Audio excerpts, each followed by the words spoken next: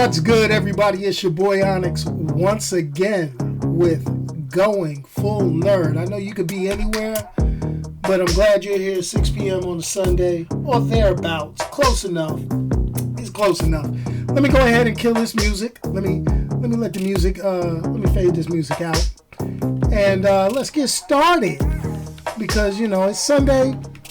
Over here where I'm at, it's a rainy day. So, you know, sometimes we got to sit back and chill with our favorite beverage. And I think that's the first time I think I ever faded out the music right. You know, go figure. Somebody got to do it eventually. And I think I got it right this time. But check this out. You see the title. The joke is on me, folks. You see, excuse me, I'm all Batman style out, but we're going to talk. But let's get on with the administrative stuff that we do every week. Hey, remember, if you haven't done so already, if you're watching this recording of the live stream, please go ahead right here on youtube.com/goingfullnerd. Click the subscribe button. Hit the little bell so you can get the notifications and that you really don't have to remember 6 o'clock p.m. every Sunday. You got a little time with your boy. But also you can check me out on your favorite podcast. That's right, your audio podcast. That's where I put these things. And that's on Spotify.com. You can check me out. You can check me out on Apple Podcasts. And you can get it straight from the source on anchor.fm/goingfullnerd.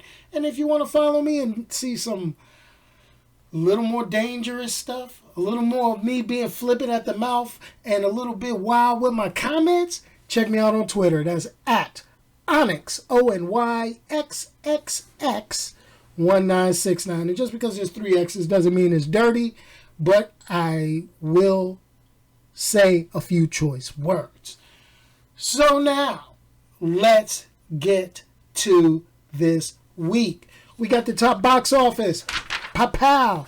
Let's talk the top box office like we always do. Coming in at number 1 this week, brand new, but it was actually a failure, if you think about it, based on the money they spent. I'm not sure exactly how much it cost to make this, but Disney went all balls out with Maleficent. Okay, Maleficent, Mistress of Equal. This is like the sequel to the live-action Snow White that they did a while back. It's all good. I'm cool with that. Angelina Jolie, you got a few others. It's like, okay, let's get down. It was number 1 in the box office this week. Newcomer pulled $36 million. Now, to pull $36 million in the opening weekend for a Disney film, knowing they spent a few $100 million to make this, that's not looking good. It's not looking good for it. But sometimes the well can run dry, and as much as I love Disney, I am a stockholder. It is what it is, folks. It is. Yo, shout out, what's up? Welcome to my boy Demond. Hope you was out in sunny Florida. I heard that. That's what I'm talking about. But check this out. Let's keep it going. Coming in at number 2 is last week's number 1. And that is the movie we plan on reviewing today. As you can tell by my red hood, my Robin getup, and the smile on my face. We're going to talk about the Joker. Last week's number 1 came in number 2. That was a big drop. That was a real big drop. And it pulled $29.2 million. But we're going to get into the Joker. We're going to get into it. I'm going to talk about it. I may even spoil some of it. So I apologize in advance when we get to it. But we hanging in there. It only costs like $55 million to make. So it's made its money and then some. Domestically, it has $247 million in its bankroll wallet. Warner Brothers trying to do their thing. Look at them. But coming in at number 3, other newcomer, a movie that I plan on checking out because I like the first one. I might rewatch the first one. And Zombieland 2, Double Tap, pulled $26.7 million. Ooh, that's kind of rough too. Coming in at number 4 is last week's number 2. The Addams Family, the animated remake, pulling in 16 mil. And last but not least, the movie I reviewed last week, Will Smith. Last week's number 3 is all the way down to number 5, Gemini Man. Yes, it is a box office flop money-wise because it cost $138 million to make, and to date, it has only pulled $36.5 million total. I guess everything that is Will is not gold, even though I enjoyed the movie. It was mindless fun. But it only pulled $8.5 million. $8.5 million. I think they paid Will Smith $8.5 million to make it. And he skipped Suicide Squad 2. Come on, son. Hey, well, hey, I gotta work. Yo, I know. Hey, get your money, homeboy. Get your money. But god dang. You might want to talk to somebody about picking better movies. Well, I enjoyed it. I was happy. To heck with y'all. I saw it. I liked it. And, it was average. But anyway, watch the review. Listen to it on the podcast. So, let's get to this week. Let's get to it.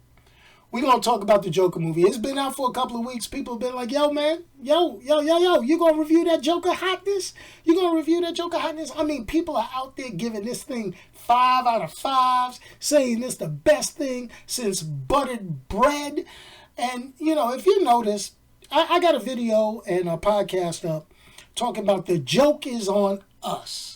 That's right. I had posted when the trailer came out and said the joke is on us. Because I was feeling some kind of way about them trying to make me feel sorry for a homicidal maniac by the name of the Joker. I mean, I can't be empathetic to this character. I can't. He's done some of the most despicable things in comic books, television, and movies. I mean, Cesar Romero playing the Joker, he was despicable because he refused to shave off his mustache, and he would put the white makeup over the mustache, and it just looked, oh God, tell me that's not pure evil for the Joker. People getting into these characters. Heath Ledger. We're not going to talk about Heath Ledger.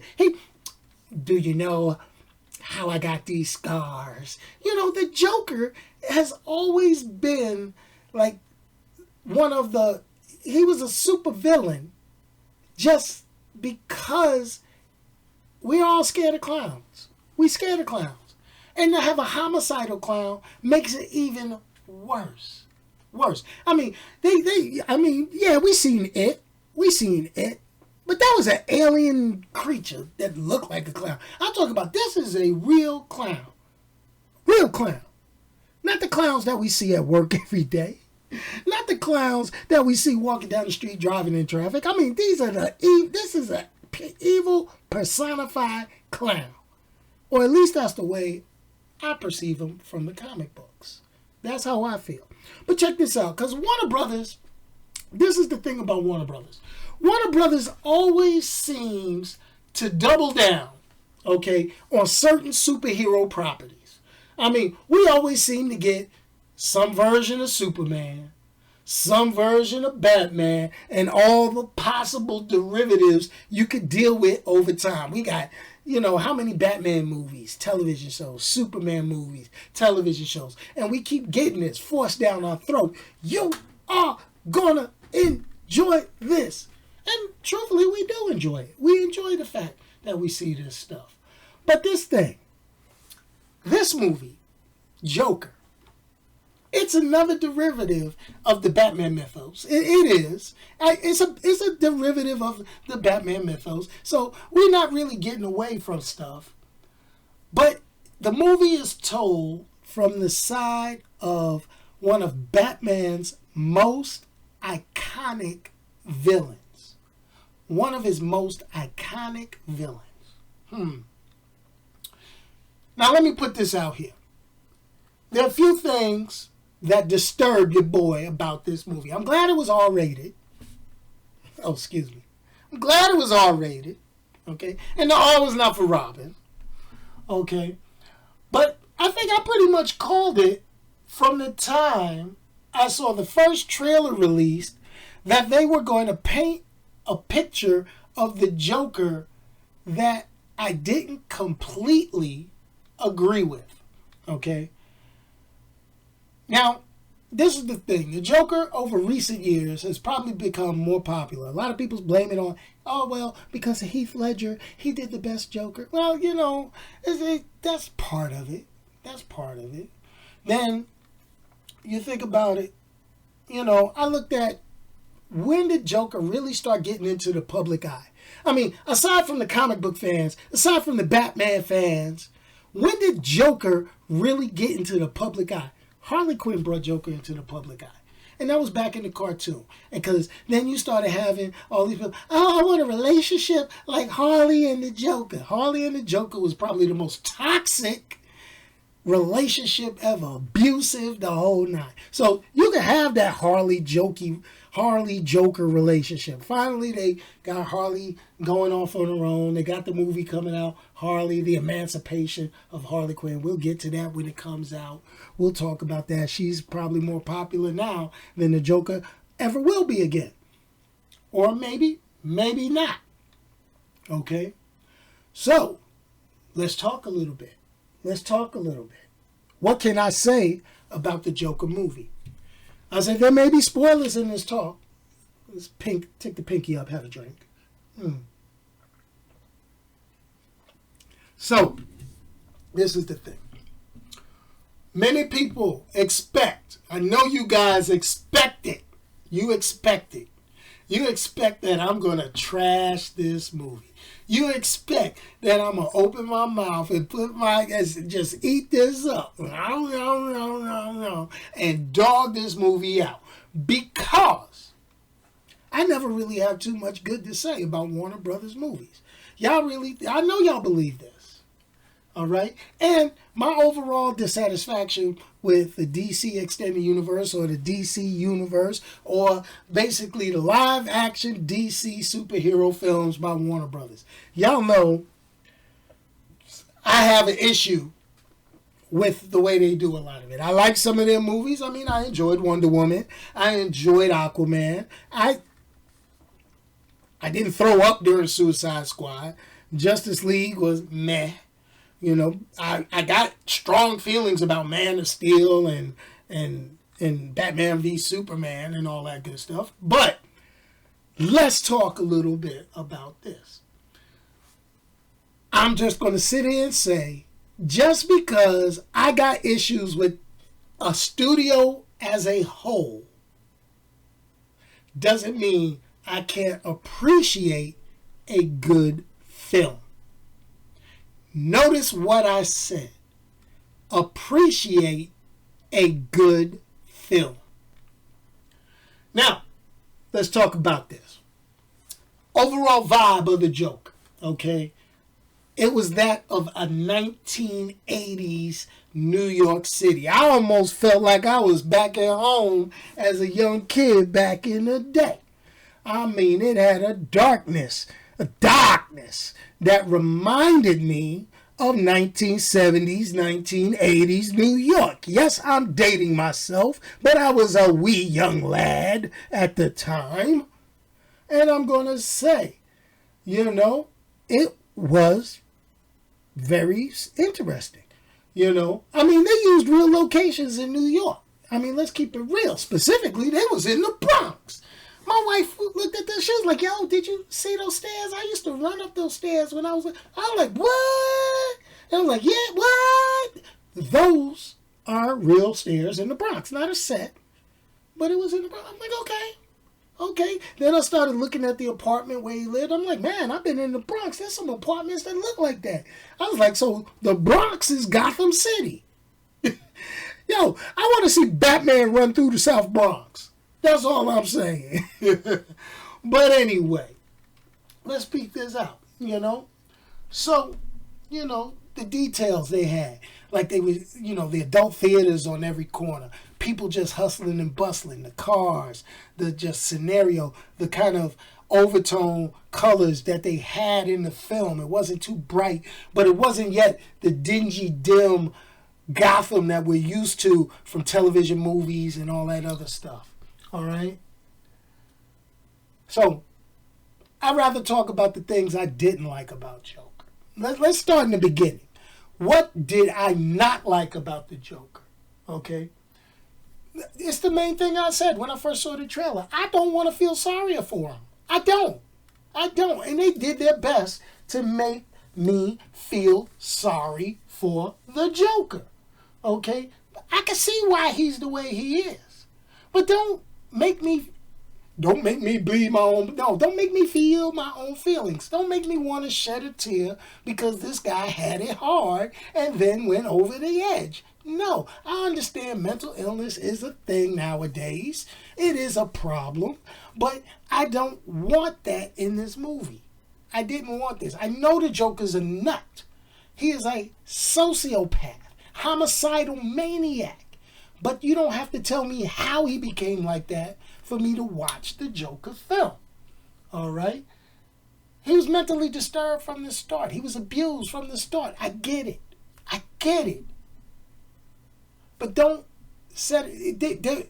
It felt to me that the film was trying to justify it. And stop me if I'm wrong. But let me continue on. That's pretty much the only thing I didn't like about this film. That was it. That was the only thing I didn't like about this film. You know what? What did I like about this film? All right, the pacing of the film was awesome. It took us piece by piece by piece. The story, you see the gaps, then it brought you back to see what you missed during the gaps. I love it. Okay, I love it. The soundtrack, it wasn't overly modernized. The music hit the tones in the right spots. It was not like a Hans Zimmer, dun, dun, dun. It wasn't your typical Batman soundtrack, things like that. It was awesome. Okay, I liked it. Then it hit the right tones in the right spots. Okay. Things I also liked about the movie. They portrayed Batman's dad, Thomas Wayne, as an ass. And yes, that was straight out the comic book because Thomas Wayne was a jerk. He was a jerk. I'm saying it and I'm saying it now. But let's see what your boy says. What do I say? Because I'm not going to have a long show today. I'm not. I'm going to talk about this. Overall, this movie, this R-rated movie from Warner Brothers depicting a comic book villain was one of the best Warner Brothers had to offer. Let me say that again. This movie was one of the best that Warner Brothers had to offer. Wow. Here's the thing. I just wish this movie came out before all the other ones. This would have been an awesome starting point for the whole DC film universe. This would have been a better starting point than Man of Steel. Okay? This would have been better than a Batman v Superman Justice League. This would have been the best start. So, what does your boy give the Joker?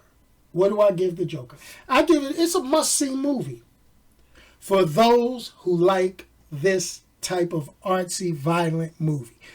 My wife, she couldn't see it. There's too much violence in it. And the violence isn't as over the top as the media portrayed it. To answer the question from the live chat, do I think the news went overboard with the violence for this movie? Yes, they did. Okay? Yes, they did. They went overboard. It went overboard, okay, with all the warnings and all that. No, that was all because of Heath Ledger. They thought it was going to be like The Dark Knight. The Dark Knight and this Joker, those two Jokers are two different types of Jokers. I really think they went overboard in trying to say that. All right. Now, to address, now, okay, this is to my boy, okay. The Joker is a villainous icon, okay, but you also limit the character by trying to tell his story. That's the one thing that makes the Joker enjoyable by the comics. I don't know if it's by design or it's because people have issues with continuity in comic books and keeping things straight, but the Joker has been around for so many years and his story has been different. That's the whole thing. That's what makes him appealing. We don't know his true origin.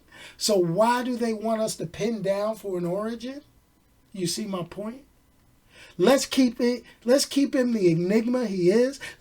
Don't give a reason behind the laugh. I mean, this is just one way to tell the origin. I mean, the origin I grew up with, he was originally known as what? The Red Hood. Okay? And he was a 2-bit criminal who caught a bit of bad luck and fell in a vat of chemicals. So, this story took its liberties. It took its liberties. But I still say it was a good film. It was a well put together film. Was the violence in the film completely necessary? Some of it wasn't. They could have left some of it implied like they did a lot. And there was a few other things that they did not leave implied that I think, if they left it implied, it would have brought more strength to the story. Not saying it didn't deserve the R rating, whether the violence was implied or graphic like it was in a couple of pieces. I'm cool. It is what it is. It is what it is. All right. So what do I give it on a Going Full Nerd scale? What do I give this movie? I actually give it a 4.5 out of 5. The level of violence in this story is definitely not a movie for kids. So if you really need to take some kids to say, oh, it's a Batman villain, don't you dare take a child to see this movie. Don't you dare, when this comes out on home video, rent this and put your kids in the room and be like, let's all get together. We all gonna watch Joker. No. And freaking don't do it. All right? So, here we go. Let's talk. Now, I'm opening the chat. Now, here's the thing, man. Here's the thing. That's just one possible origin. All right? Like I said, go to Batman the Animated Series. That's one origin. Okay? Go to the comic books. In the comic books, they said there are 3 freaking Jokers. There are 3 separate Jokers. So, they still haven't elaborated on that yet. Yes, it is. It is a high score. It's a good put together movie. I'm not just judging it based off of being a comic book film. I'm not just judging it based on superhero action. I'm judging it on 100% how it is put together. Does the story keep me enthralled? Did the story keep me going? There was one character that I felt was not necessary, but it is what it is. I'm not the writer. It is what it is. But she was fun to look at, Zazie Beetz. Woo! No! But anyway, here we go. All right? Let's just say it. Let me give us a couple of last words. I can see why Jared Leto was pissed off and why he was mad. All right? Because they screwed him in Suicide Squad with how they portrayed and wrote the Joker for him. I can see why he's mad. Because he's going to go down as the worst Joker in history. Do y'all hear me on that? Jared Leto is going to go down as the worst Joker in history. Well, yeah, they actually, I don't know if they combined 2 Jokers. I really look at this as being one. I look at this as being one Joker. And I think this one would be more akin to the original Joker from the 1930s. Okay? The original, well, not so much the original. This is more like a mid-70s, 80s Joker, I think. The original 1930 Joker was a career criminal, ran his gang, did a heist, and blew it, if I remember correctly. Then they retold the origin. He was a failed comedian, which this one based itself off of. Okay, the twist that they did in there, dealing with Thomas Wayne and Little Bruce and how and Crime Alley and things like that, that was cool. That was good, but it is what it is. Adam West Joker is better than Jared Leto Joker. Let's say it like that. Cesar Romero painting his mustache white was better than Jared Leto's Joker with a grill. I'm just saying. If I had to rate the Jokers, Heath Ledger obviously comes in number one, followed by Mark Hamill. After Mark Hamill, okay, then I will take our boy, okay, you know the best. I'll take Jack Nicholson Joker after that. Then after that, I'll take old boy from the Gotham TV series. The Gotham TV series. I'll take him. Then I'll take Actually, I have to move Joaquin Phoenix. I move him a little further up the chain. He's like, let's see. So let me rate the Jokers again. I think I did this before. Let me rate them again. So Heath Ledger, Mark Hamill. Then I'll put Joaquin Phoenix. Then I'll put Jack Nicholson. Yes, I put him ahead of the Jack Nicholson. Then I'll go ahead and take old boy from, what's that, Monahan Taylor, what was it? What's his name? Whatever. I'll take him from the Gotham TV series. And then dead last, goes Jared Leto. I mean, I'm just saying. That's how I'm a rolling. That's how I'm a rolling. Cesar Romero come in before that. Before him. Just saying. Keep it real. Yeah, and like I say, everybody, this is the movies. This is an Elseworlds tale. So it's not a definitive thing. I just can only talk about what made me happy and what didn't make me happy. I liked the movie because it had a decent damn story.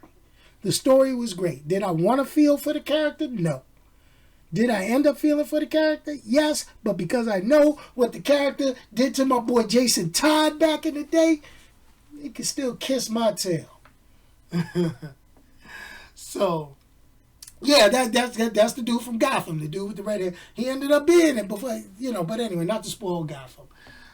All right. But anyway, folks, that was it. I'm going to finish up my beer, watch some more football. My Giants lost again today. But let's go ahead and touch a couple of one little things. It's coming close. November 2nd is coming.